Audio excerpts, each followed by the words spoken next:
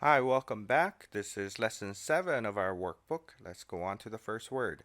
Acclaim, acclaim the heroes. That means to applaud or to praise someone.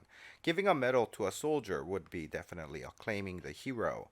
The word acclaim can be a noun or a verb. So, as a noun, you might say, he received high acclaim. That means high praise. Or as a verb, critics acclaim the movie. They praise the movie. Banal. Banal essay. Banal essay has the definition of hackneyed, commonplace, and trite. You might not be familiar with these words, and if you looked any of them up in the dictionary, you'll just see all the other words as the definition. But they have the same idea, which is that it is very typical content, typical information that is nothing new or original. So when you're watching a movie, you might be disappointed by the banal conversations in the movie, or perhaps the banal plot. Like you watch an action movie, the plots are usually the similar thing. Or you're watching a music video and everybody's dancing in a very typical, boring way, then you say that is banal choreography. Decorous. Her decorous behavior was praised. That means proper and showing decorum. A common mistake students make is thinking that this word has something to do with decorate, and it is not related to the word decorate. It has nothing to do with it.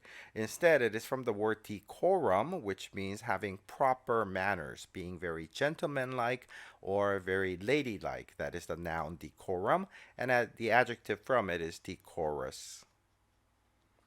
Elated. Elated child at Disneyland. Elated child is overjoyed. Simply means he is very happy and excited, like any child at Disneyland should be. Fitful. Several fitful attempts.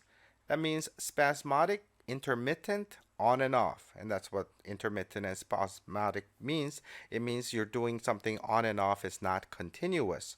So, not doing it consistently is what we're talking about. Like going on a diet, you do it a little bit and then you give up and then you come back and try it again and you keep failing, but you tried it on and off, on again, and that would be fitful attempts.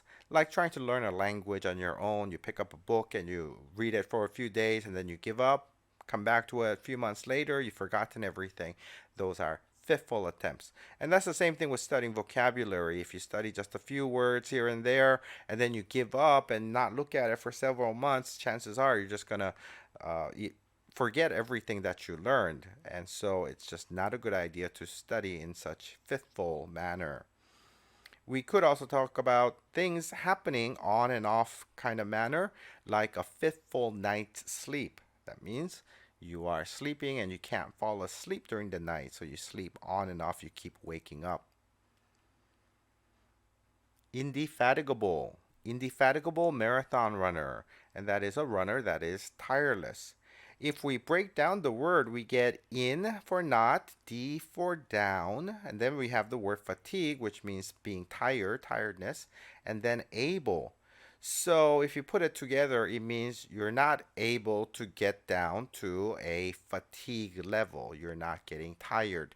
So an indefatigable marathon runner, think of a runner who is running many, many kilometers. I don't know how many that is, uh, many miles, and the person is not getting tired at all, just seems to be, fully energized throughout the whole race, then that's an indefatigable marathon runner.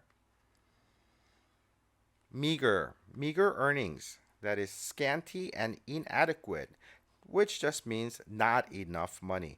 And usually we're referring to very small amounts of money, like a meager salary or meager wages. So anybody who works for very little money is getting meager earnings. Also, we could be talking about something like meager diet, and that means eating very little because they're poor, there's not enough food, then they have to subsist on meager diet. You might even talk about meager light in the room. That means very little light. Maybe one light bulb for a large room would be meager light in the room. Pithy, pithy remark. and that means concise and meaningful. And it's actually the two parts together. It has to be concise and meaningful, really. A short statement but full of meaning. So in Twitter, you're allowed to write only 140 characters. I think that's the number. And so if you want to send out a, profound message, it's very difficult. You have to make it very pithy. So you would make a pithy Twitter comment. Repudiate. Repudiate all debts. And that means to disown or disavow. And let me point out that on the word debt, you should not be pronouncing the B. That's a silent B. So not debt, it is a debt.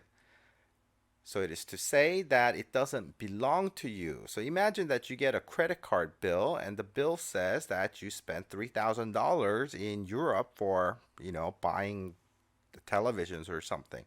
And you look at it and you don't understand why that was charged to you.